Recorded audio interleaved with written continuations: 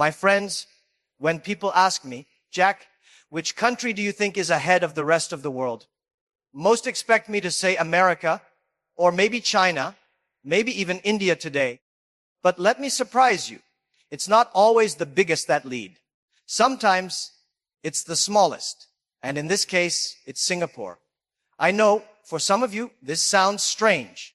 How can a country so small, with no natural resources, with barely 6 million people, be ahead of giants like America, China, or Europe?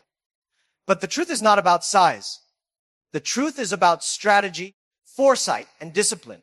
And in these areas, Singapore is at least 10 years ahead of the rest of the world. Let me explain.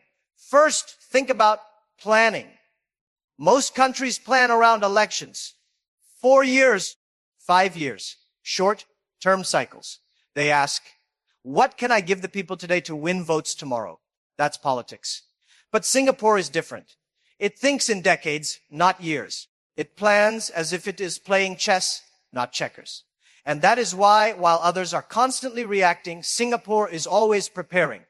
For example, long before water shortages became a crisis, Singapore invested in water technology. Long before cities started choking under pollution, Singapore was experimenting with green infrastructure. Long before digital finance became trendy, Singapore was already building itself as a global hub. This is not luck. This is foresight.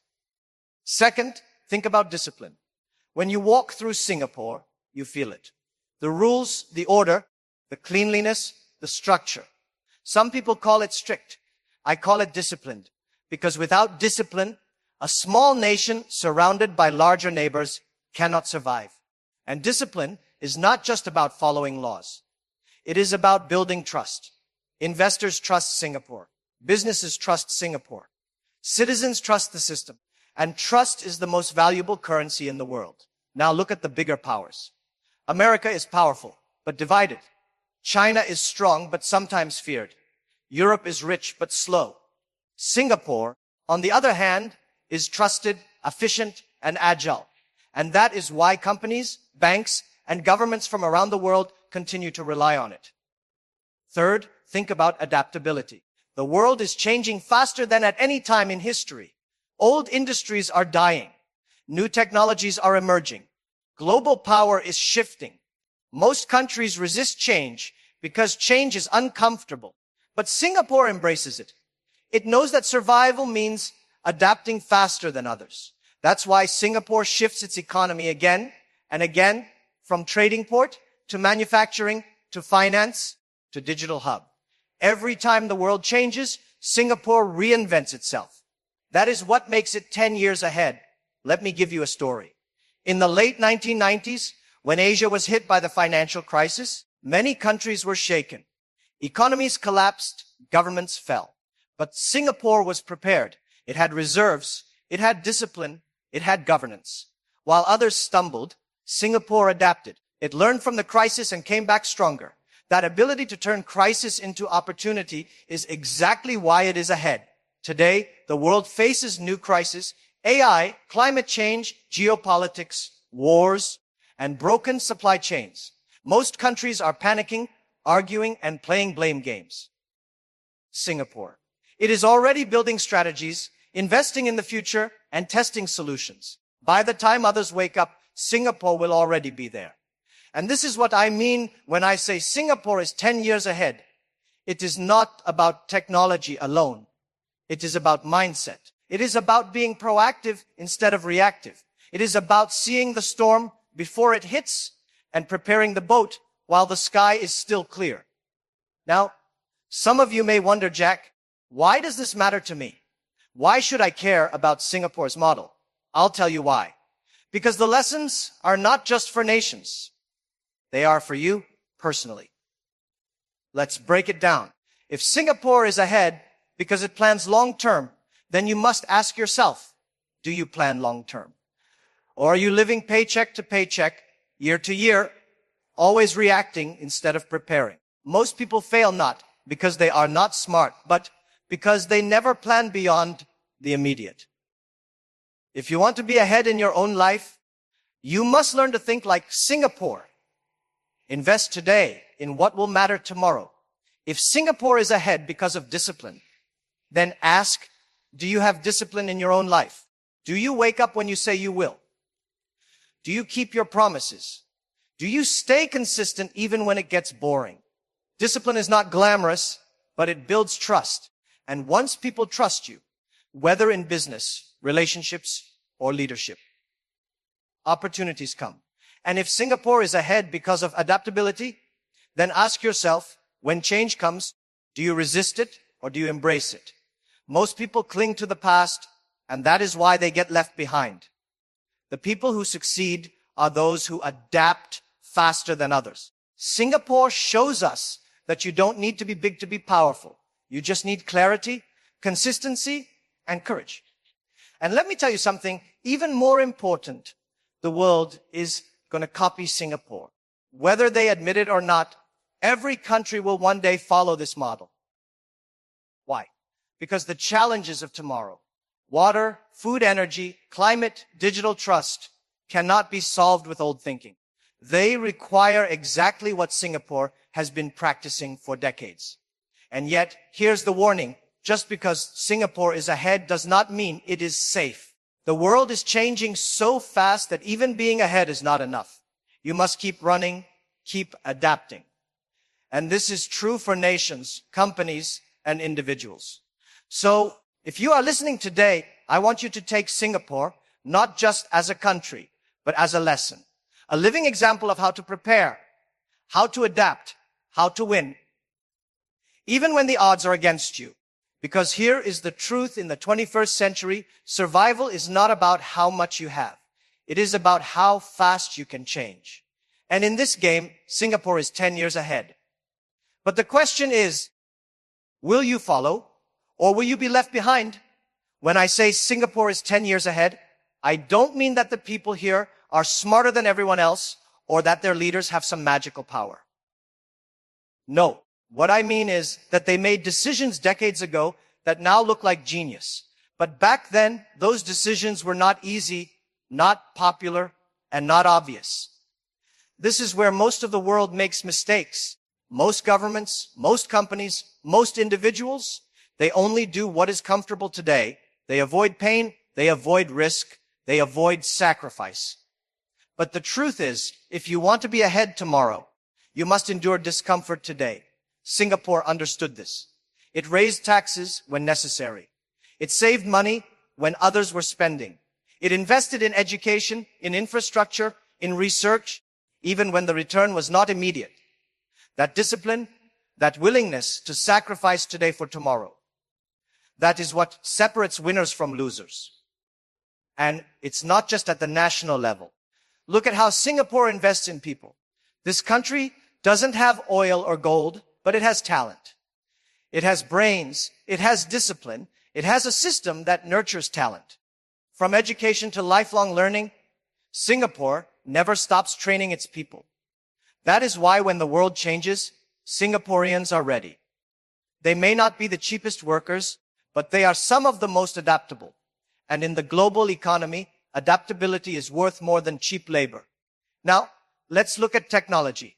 Everyone is excited about AI, about robotics, about digital transformation. But excitement alone doesn't win the future. Many countries are excited, but unprepared. They talk, but they don't invest. They debate, but they don't act. Singapore is different. It doesn't just talk about technology, it integrates it. Smart cities, e-governance, digital payments, AI regulation, all of these are already here. For Singapore, the future is not a theory, it is practice.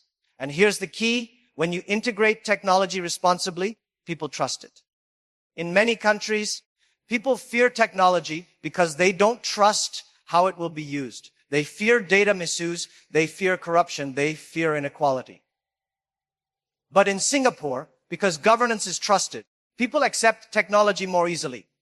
This trust speeds up adoption, and adoption keeps the nation ahead. Now let me take you into another area, sustainability. Look around the world. Climate change is no longer a theory. It is reality.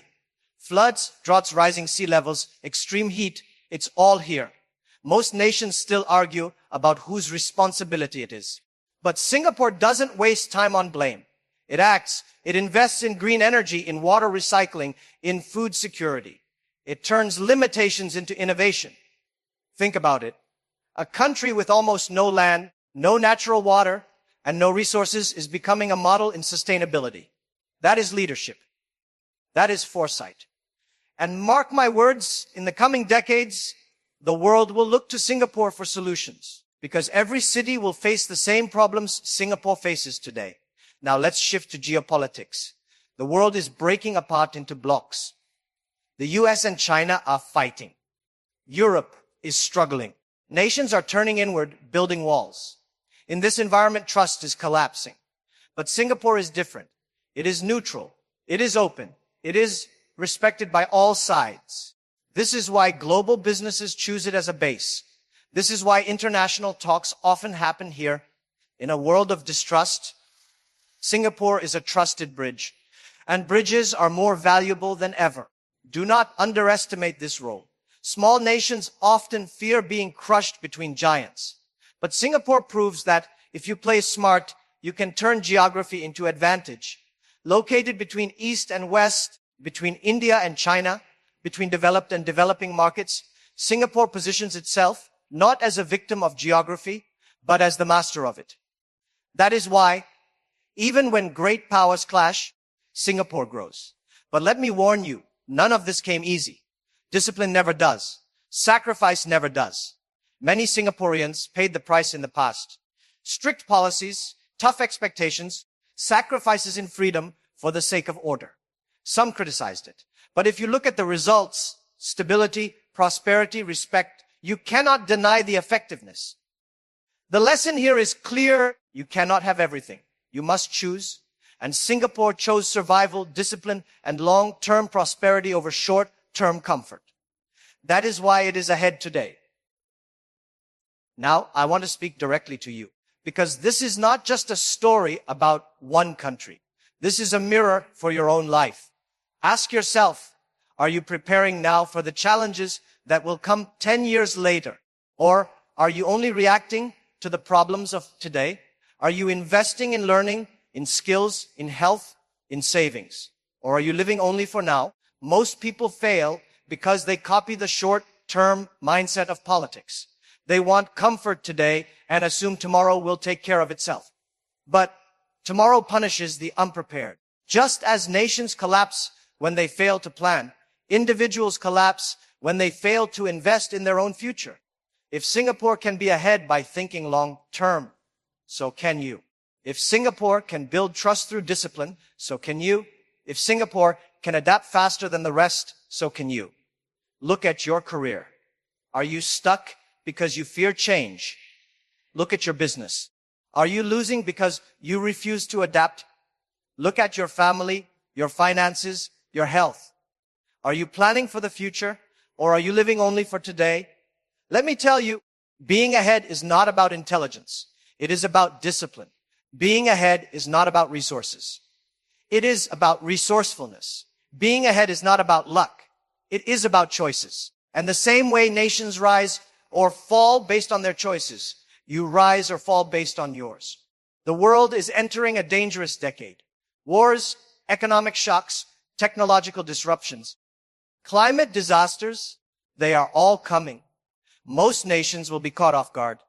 Most people will be caught off guard.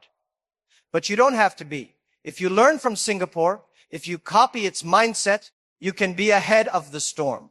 That is why I keep saying Singapore is not just 10 years ahead. It is a warning to the rest of us.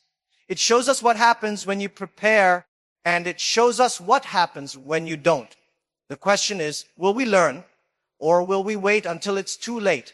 When I think about the next 10, 20, even 30 years, I ask myself a simple question. Who is ready?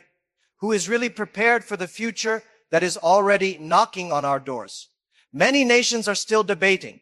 They are distracted by politics, by populism, by short-term fights. They focus on winning the next election, not the next decade. They are caught in the noise of today while ignoring the signals of tomorrow. But Singapore is different. It listens to the signals. It plans for the decades. That is why I say it is 10 years ahead. But here is something important. Being ahead is not a guarantee. It is a responsibility. If you are ahead, you must work even harder to stay ahead.